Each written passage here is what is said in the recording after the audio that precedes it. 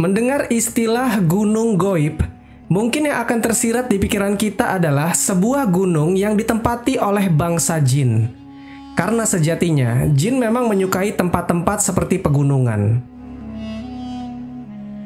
Tapi apa jadinya teman-teman, jika yang bersifat goib adalah gunungnya? Iya teman-teman, gunung ini memang keberadaannya disembunyikan dari manusia. Dan gunung ini juga konon ditinggali oleh 70 orang soleh dan seorang nabi. Maka benarkah kisah tersebut? Untuk teman-temanku seiman, mohon untuk nonton video ini sampai habis agar tidak terjadi kekeliruan dan salah paham. Untuk itu, di video kali ini kita akan membahas tentang misteri Jabal Qaf.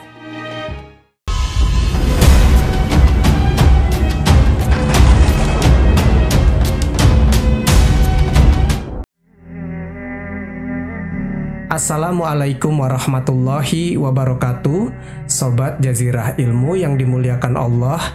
Semoga kita selalu dalam keadaan sehat walafiat. Amin ya Rabbal Alamin.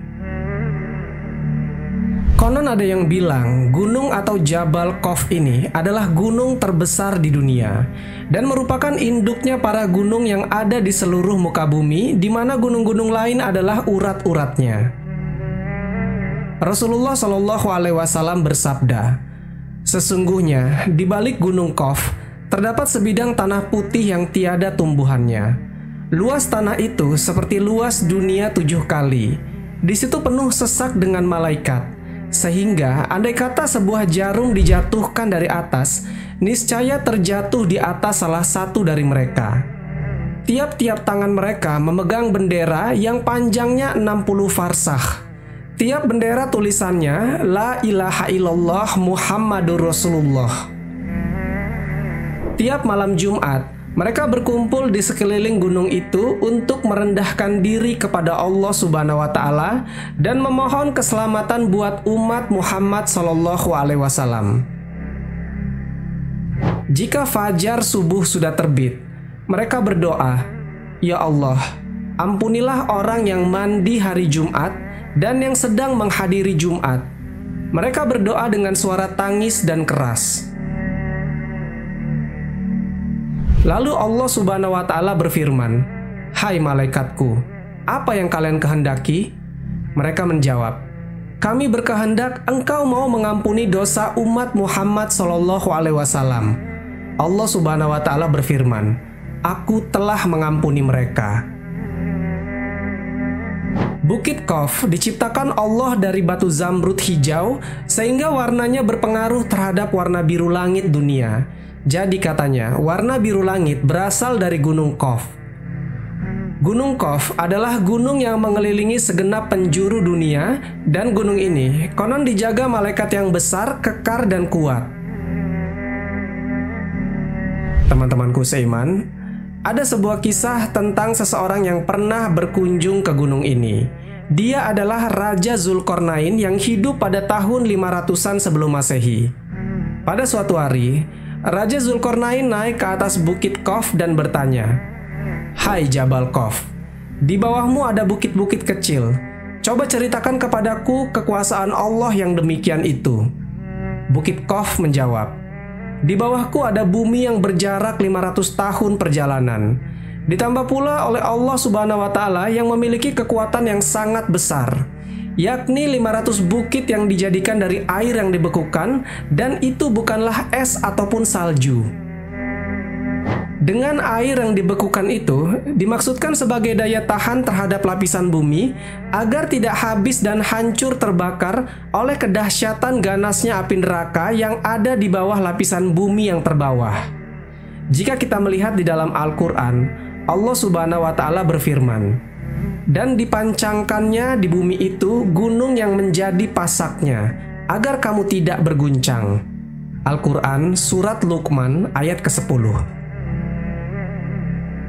Suatu hari salah seorang sahabat Nabi Shallallahu Alaihi Wasallam yang bernama Sayyidina Abdullah ibn Salam pernah bertanya, "Wahai Rasulullah Shallallahu Alaihi Wasallam, dengan apa bumi ini bisa tenang?"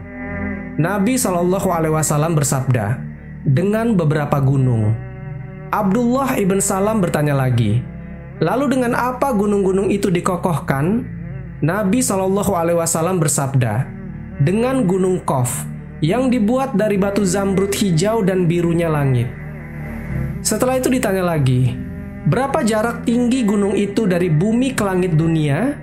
Nabi SAW bersabda, "Tingginya 500 tahun perjalanan." Pertanyaan selanjutnya tentang jarak perjalanan kiri dan kanannya dari titik tengah. Nabi SAW menjawab, 200 tahun perjalanan. Dan ketika ditanyakan tentang penghuni bumi yang berlapis 7 itu, Nabi SAW menyebutkan, penghuni lapisan ke-7 adalah para malaikat. Penghuni lapisan ke-6 adalah iblis beserta bala tentaranya. Penghuni lapisan ke-5 adalah setan. Penghuni lapisan ke-4 adalah ular. Penghuni lapisan ke-3 adalah kalajengking. Penghuni lapisan kedua adalah jin. Dan penghuni lapisan pertama adalah manusia. Dan jika kita melihat di dalam penggalan surat Al-Rod ayat ke-4, Allah Subhanahu wa Ta'ala berfirman, "Dan di bumi terdapat bagian-bagian yang mendampingi."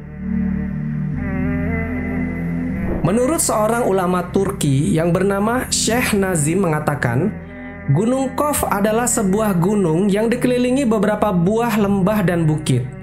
Gunung ini terletak di antara daerah Yordania dan Arab Saudi. Ada juga yang mengatakan kalau gunung ini terletak di daerah Yaman. Bahkan, ada juga yang mengatakan Gunung Qaf berada di sebelum Persia, dekat tembok Ya'juj dan Ma'juj.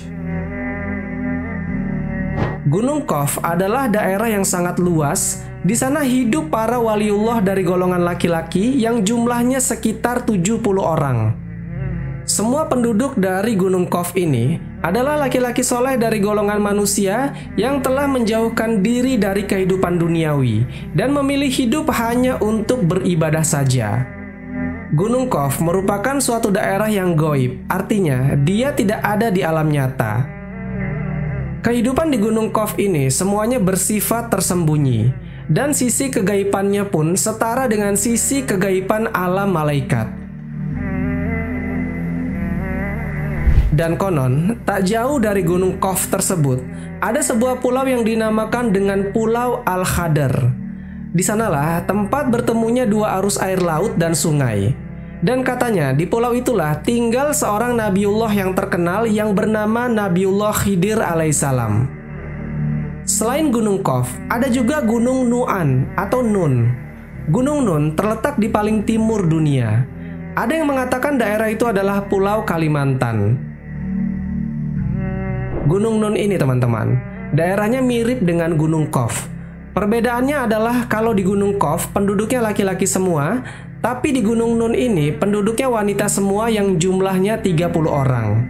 Dan menurut Syekh Muhammad Nazim, seluruh tempat-tempat misterius itu hanya para wali dan orang soleh saja yang bisa pergi ke sana. Sobat Jazirah Ilmu yang dimuliakan Allah, pada tanggal 27 Rajab tahun ke-11, setelah baginda Nabi diangkat menjadi Rasul, yang berarti ketika itu beliau berusia 51 tahun, beliau dipanggil Allah ke dalam perjalanan Isra Mi'raj. Padahal perjuangan Islam di kala itu tengah menghadapi ujian yang maha berat. Gangguan dan hinaan semakin hebat. Dengan demikian, peristiwa Isra Mi'raj itu dimaksudkan untuk menambah kekuatan iman dan keyakinan beliau sebagai Rasul yang diutus Allah ke tengah-tengah manusia untuk menyampaikan risalahnya. Ketika Rasulullah SAW menjalani Mi'raj itulah, beliau melihat sebuah gunung yang cukup besar yang dinamakan dengan Gunung Qaf. Gunung itu berada di sebuah padang perak mengkilat yang menghampar luas. Di belakang gunung itu masih ada 70 gunung yang lain. Dan di belakang gunung tersebut ada sebuah kota. Nah, di kota itu ada yang berpenghuni makhluk dari jenis keturunan Adam. Maka setelah Rasulullah sampai di kota itu, mereka dengan serta-merta mengucapkan salam seraya memuji atas kemurahan Allah Subhanahu wa Ta'ala yang telah mempertemukan mereka dengan Rasulullah sang Nabi terakhir. Serta ketika itu mereka menyatakan keimanannya kepada Rasulullah SAW. Kemudian Rasulullah Shallallahu Alaihi Wasallam menyapa mereka, "Siapa kalian? Tampaknya kami belum pernah melihat kalian." Maka seorang pemimpin dari kaum ini berkata, "Kami adalah kaum Bani Israel yang hidup setelah Nabi Musa diutus Allah Subhanahu wa Ta'ala. Setelah Musa wafat, ketika itu terjadilah huru-hara dan perpecahan antara Bani Israel, sehingga waktu itu menimbulkan bencana yang maha dahsyat. Pada masa itu, tidak kurang dari 43 nabi terbunuh, sehingga masyarakat tidak lagi mengetahui mana yang hak dan mana yang batil." Menyadari terjadinya kerancuan seperti itu, kira-kira 200-an orang yang ahli ibadah dan bersikap zuhud tampil untuk membenahi masyarakat pada saat itu. Namun ketika itu, Bani Israel malah menghabisi mereka semua. 200 orang itu dibunuh dalam waktu hanya 1 hari saja. Setelah periode tersebut, keadaan masyarakat menjadi tambah runyam lagi. Keonaran muncul di mana-mana dan tampak sulit untuk dipadamkan. Akibat dari kekacauan tersebut, kami berdoa kepada Allah Subhanahu wa Ta'ala untuk menyelamatkan kami dari bencana yang mengancam keselamatan akidah kami. Dan ketika kami masih berdoa itulah, tiba-tiba hamparan tanah yang berada di depan kami terbuka lebar. Kemudian kami semua terperosok ke dalamnya dan terus terperosok sampai ke dasar bumi. Kami berada di dasar bumi itu selama 18 bulan, dan setelah itu baru kami bisa keluar menuju tempat ini. Sebelum semua itu terjadi, Nabi Musa telah berpesan kepada kami bahwa jika saja kami bisa menjumpai Nabi Muhammad SAW yang akan diutus pada akhir zaman, hendaklah kami sampaikan salamnya Musa kepada engkau, wahai Rasulullah SAW. Nabi Musa berpesan juga kepada kami agar engkau mengajari kami tentang Al-Quran, sholat, puasa, berjumatan, dan hukum-hukum yang lain. Maka pada kesempatan pertemuan itu, mereka pun diajari Rasulullah SAW mengenai apa yang telah diwasiatkan oleh Nabi Musa tadi. Setelah itu, Rasulullah SAW berkeliling melihat kehidupan mereka. Dalam perjalanan inilah, beliau melihat banyak keganjilan yang belum pernah dilihatnya selama ini. "Mengapa rumah kalian selalu terbuka? Siang dan malam tidak pernahkah kalian tutup?" tanya Rasulullah SAW kepada mereka. "Wahai Rasulullah, kami adalah kaum yang sangat aman. Tidak pernah terjadi keributan sama sekali, baik mengenai harta ataupun yang lain. Dengan demikian, kami tidak perlu memerlukan penjaga keamanan." Begitu jawaban mereka. "Mengapa semua rumah kalian tertata rapi dan semua rumah memiliki tipe dan ukuran yang sama?" tanya Rasulullah lagi. Masyarakat di sini merupakan komunitas satu hati. Duduk pun sama rendah dan berdiri sama tinggi. Berat sama dipikul dan ringan sama dijinjing. Tidak seperti rumah-rumah yang ada di dunia. Walaupun punya tipe yang sama, namun seringkali terjadi kekacauan. Sebab hati merekalah yang sangat serakah dan menggandrungi dunia. "Mengapa pula masjid kalian begitu jauh dari perumahan?" tanya Rasulullah SAW lagi. "Itu semua untuk menambah pahala kami, di mana seseorang yang berangkat ke masjid dari tempat yang jauh, maka pahalanya akan melebihi mereka yang berada di dekat masjid. Itulah tujuan kami, wahai Rasulullah SAW," jawab masyarakat itu. "Mengapa jika saja terdapat salah satu anggota keluarga yang meninggal, mereka selalu dikuburkan di depan rumah?" tanya Rasulullah SAW. "Itu karena untuk mempermudah kami untuk selalu ingat terhadap maut yang selalu mengintai setiap waktu." Begitu jawab mereka. "Mengapa kulihat kalian tak pernah tertawa?" tanya Rasulullah SAW lagi. Sikap yang demikian itu tiada lain karena kebanyakan tertawa akan membuat hati kami menjadi keras, sehingga lama-kelamaan akan tertutup hidayah, jawab masyarakat di kota itu. "Apakah salah seorang di antara kalian ada yang pernah mengalami sakit?" Rasulullah SAW bertanya kembali. Sakit merupakan penghapus terhadap dosa. Padahal komunitas kami tidak mengenal dosa dan tidak pula pernah melakukannya. Dengan demikian, kami tidak pernah mengalami sakit, jawab mereka. Lalu apakah kalian bercocok tanam di sini? Tanya Rasulullah Shallallahu Alaihi Wasallam. Benar, kami juga bercocok tanam di sini. Namun setelah itu kami serahkan saja kepada Allah Subhanahu Wa Taala sampai datangnya hari panen. Dan ketika panen itulah kami berkumpul bersama untuk mengambil sebahagian kecil dari panenan itu. Kemudian kami biarkan saja sisanya yang tertinggal lebih banyak, jawab mereka lagi. Kemudian, apakah kalian memiliki binatang ternak? Tanya Rasulullah Shallallahu Alaihi Wasallam lagi.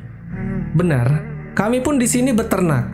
Tapi seluruh binatang ternak kami selalu berada di padang Sahara. Hanya saja, jika kami memerlukan 1-2 hewan ternak itu, kami langsung mengambil seperlunya. Kemudian sebagian besar dari hewan-hewan itu kami tinggalkan begitu saja di sana, jawab mereka. Aku perhatikan kenapa wajah-wajah kalian terlihat pucat? Tanya Rasulullah Shallallahu Alaihi Wasallam. Itu semua karena kami ini takut sekali atas kematian. Dalam arti bukan karena terlalu mencintai kehidupan dunia, tapi kami takut akan amal-amal kami semua yang kelak sebagai bekal di akhirat, yang serasa belum cukup untuk menghadapi huru-hara di belantara kiamat nanti. Begitu kata mereka. Adakah sering terjadi kematian di kalangan masyarakat kalian? Tanya Rasulullah Shallallahu Alaihi Wasallam lagi. Rata-rata dalam masyarakat kami hanya akan terjadi 1 kematian saja dalam jangka waktu setahun, dan tak akan lebih dari itu, jawab mereka. Setelah dialog ini selesai, Rasulullah Shallallahu Alaihi Wasallam segera berpamitan untuk meneruskan perjalanannya bersama malaikat Jibril. Jadi itulah teman-teman, ulasan mengenai Jabal Qaf ini dari beberapa sumber. Namun beberapa para ulama sepakat bahwasanya hadis-hadis tersebut bersifat do'if atau palsu, karena tak ada sumber yang akurat yang berasal dari Rasulullah Shallallahu Alaihi Wasallam, serta harus diteliti lagi mengenai sanadnya. Tapi semoga dari kisah ini bisa menambah keimanan kita bahwasanya Allah Maha menciptakan segala sesuatu, baik itu yang diketahui manusia maupun yang tidak sama sekali atau belum diketahui manusia. Wallahu a'lam bishawab. Jadi itulah misteri Jabal Qaf. Semoga kisah ini bermanfaat. Lebih dan kurangnya mohon dimaafkan. Yang benar datangnya dari Allah Subhanahu wa Ta'ala. Khilaf atau keliru itu datangnya dari saya pribadi sebagai manusia biasa. Sampai ketemu di kisah-kisah seru yang penuh makna selanjutnya. Saya akhiri. Wassalamualaikum warahmatullahi wabarakatuh.